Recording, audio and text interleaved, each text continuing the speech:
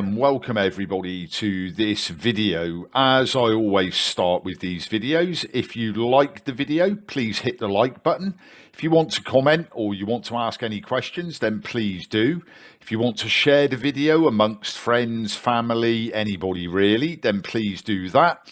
And please subscribe. Thank you very much. Now we'll get on with the video. In this video, we're going to have a look at the local preference attribute. So, understanding and configuring the local preference in BGP, which is an optimizing, or it optimizes routing decisions, and this video is for beginners to experts. So let's do an introduction to the local preference again. What is the local preference? As we've stated in a previous video, it's a BGP attribute used to control outbound traffic within an autonomous system. In other words, if you have more than two exits to a particular location, you might want to prefer one over the other.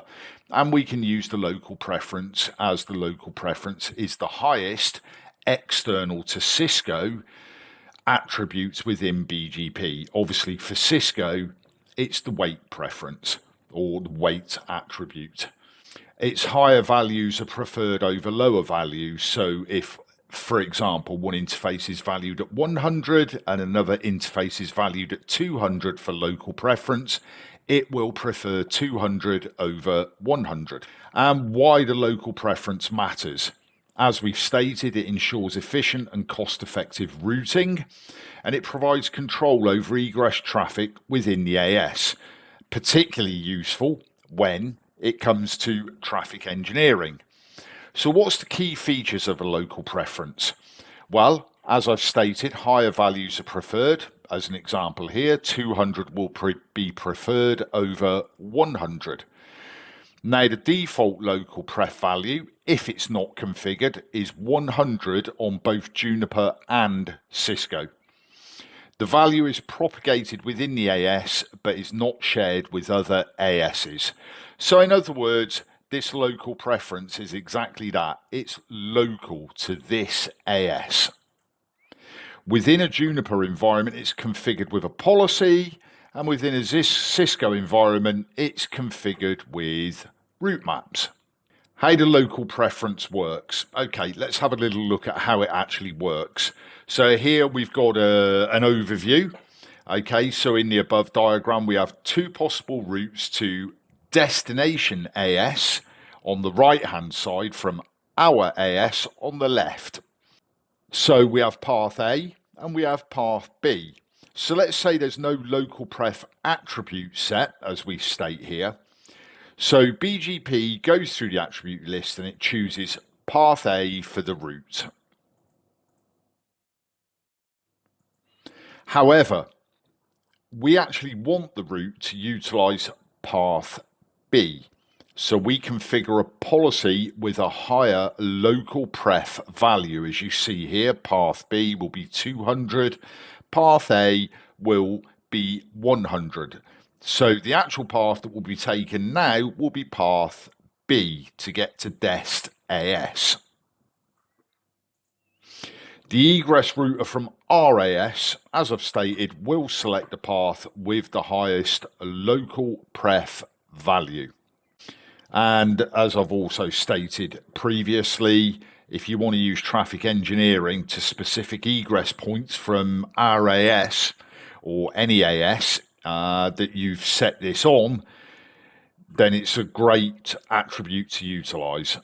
So let's have a look at the local pref versus other key attributes. In other words, attributes that are normally utilized to affect a chosen path. So the local preference, its scope is within the AS, and the higher the number or the higher the value, the better. The AS path, which obviously we'll go into in another video more in depth, it's shared between ASs, and the shorter the AS path, the better. The multi-exit discriminators or the MEDs are shared between ASs, and the lower value is better. Again, we'll be going into this in later videos. So let's have a look at configuration examples. So we're going to start with a Juniper configuration example. So we set the policy options and we set the policy statements and we give it the root filter. We set the policy options policy statement again and we give it its local preference. We then accept that. Now we have to apply the policy to the required neighbor. So we set the protocols in the BGP group and we import that particular policy into that group, which will house that particular neighbor. And that's how we set the local preference on Juniper. Now let's have a look at the Cisco configuration example. And as we said, we use route maps here. So we go into the router configuration mode. We set the neighbor and the remote AS. We set the secondary neighbor and the remote AS. And we now have to create the route map for the local pref for ISP2. So we do a route map prefer ISP2 permit 10. We match the IP address prefix list. We set a local preference. And now we have to apply the route map to the neighbor that we want. So we simply state IP prefix list. We note the prefix list that we've already created, which is ISP2_prefix, and we permit that to the neighbor's IP address. So then we have the neighbor's IP, the route map, which is prefer_ISP2, and we import that. So let's have a look at the verification commands, firstly for Juniper. So we do a show route advertising protocol BGP and the neighbor IP. And for Cisco, we simply do show IP BGP and the neighbor IP required. What's the expected output? Well, the routes from ISP2 should show now the local preference as equaling the 200. Now we're going to have a look at local preference attribute in action utilizing evng, and we'll set up our topology as shown in the previous slide in this lesson. So here we are at the configuration screen. I've got 4 systems built exactly the same as the topology that we utilized in the PowerPoint presentation. So we have our AS, ISP1, ISP2, and the destination. If we have a look at the destination configuration first, you'll notice that I have also configured a loopback address, which is the loopback address that will be advertised via ISP1 and ISP2 to our AS, so we can test the local preference attribute on our AS. So the first thing I'll do is I'll quickly show you the configurations on each screen so that you can configure your systems the same if required. So we'll do a show configuration display set, and this is on destination. So if you have a look at that first, you'll see what's been configured there. Now we'll go to ISP2 and we'll do a show configuration display set here as well. Now I don't have to keep it on for very long because you can pause the video at this point and get these configurations. So let's show ISP1, show configuration display set. And there's the configuration there. And on our AS, we'll do show configuration display set.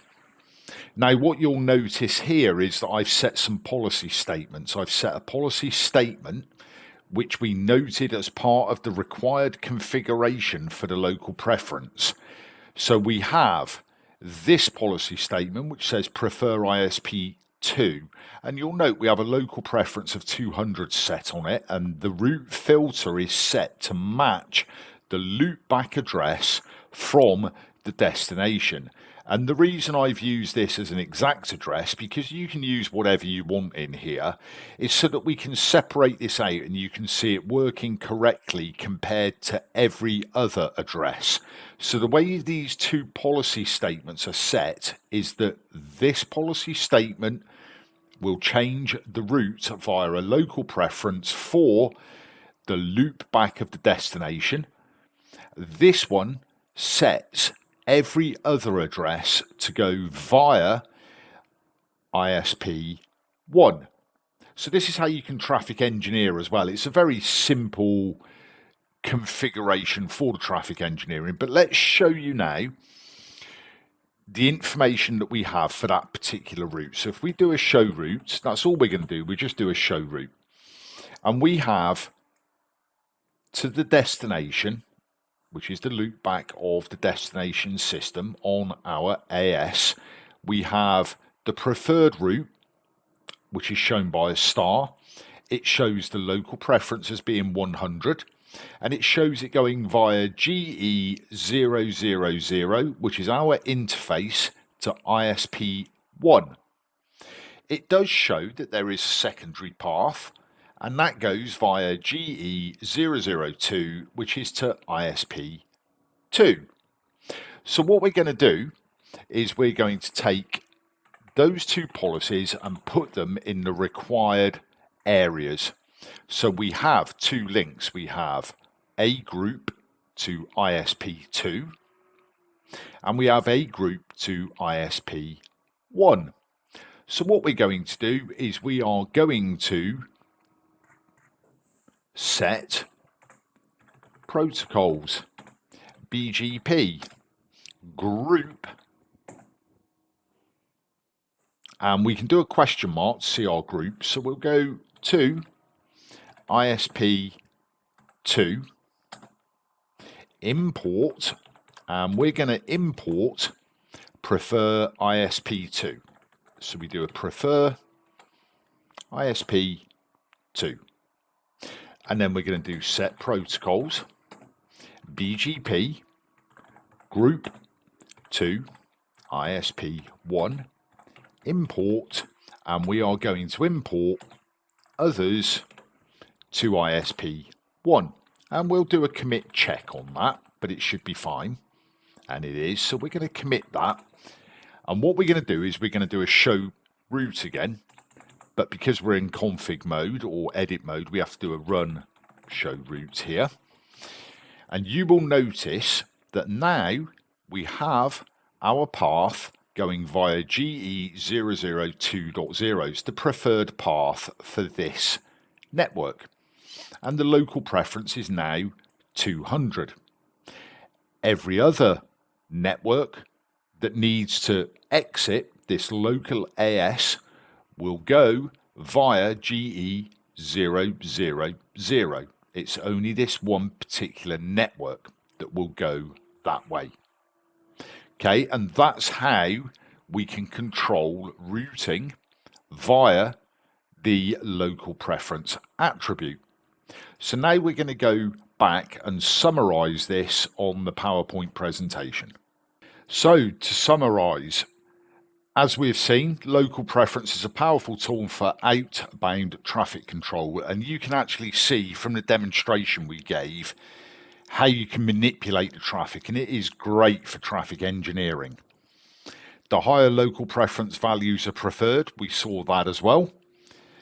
Configuration differs by vendor, as you've seen in this presentation with regards to Cisco, but the principle is exactly the same.